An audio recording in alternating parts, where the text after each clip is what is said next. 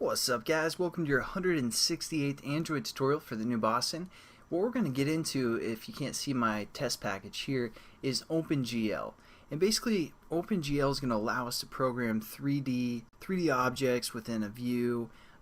You see any like 3D games, that's what they're probably using is OpenGL. And as well as like it's beneficial for just processing information and pretty much any kind of game development.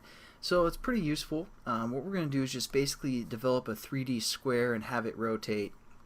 Nothing too awesome, but at least you guys will get the basic concepts. And what we're going to do is we're going to set up 3 classes. So just get those set up. First class we're going to call GL, capital G, capital L, example.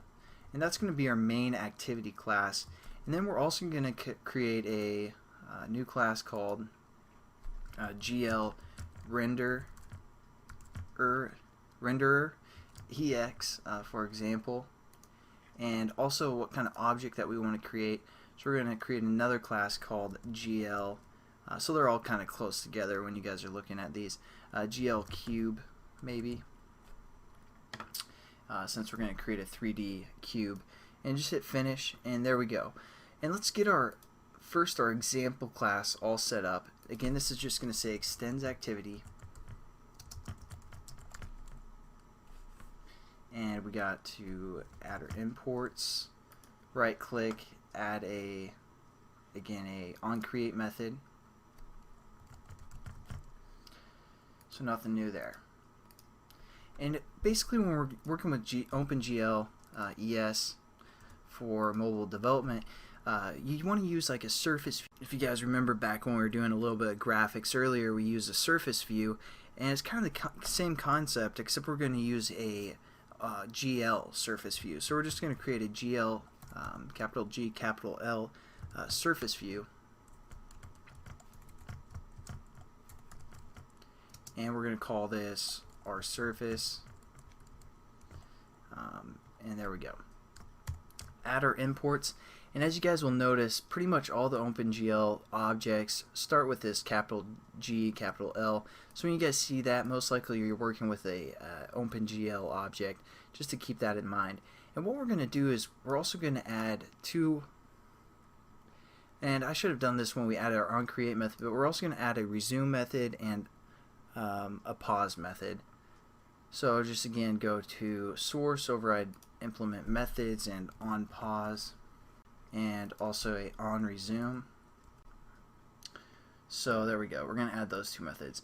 And basically when we work with OpenGL, we're going to create a surface view of some sort that's going to be a GL surface view, and we're going to basically set that to be we're going to set a renderer to that surface view to render the way that we want to set up the camera, set up all the stuff that we would like, and then we're just basically going to pause that surface view, and we're also going to resume it as well. So just to get that set up, we have our surface instance, and we're just going to call this and we're going to set this equal just to a new GL surface view. So pretty default there, and that's supposed to be equals, and that's supposed to be capital L as well. So, and we have to pass in a context, so we're just going to relate to the context of this class, and there we go. We have our surface view set up, and now what we're going to do is basically we're going to have one more line of code, but we'll get into that in the next tutorial. But then we're just going to set our content view to our GL surface view. So it was called our surface within the onCreate method, and then all we're going to do is pause this surface and restart it within our pause and resume method, because again we don't want to use more, we don't want to use up memory that we don't even need. So we're just going to say surface view our surface dot on pause, and that's just going to pause our surface view. Pretty simple. And we're also just going to say our surface dot on resume. So basically that's just going to pause our surface and resume it. Pretty standard.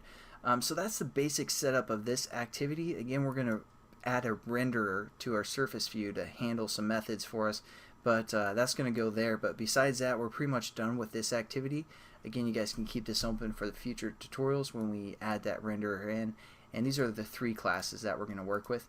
So I'll catch you guys in the next tutorial. Hope you have a good one, and see you later.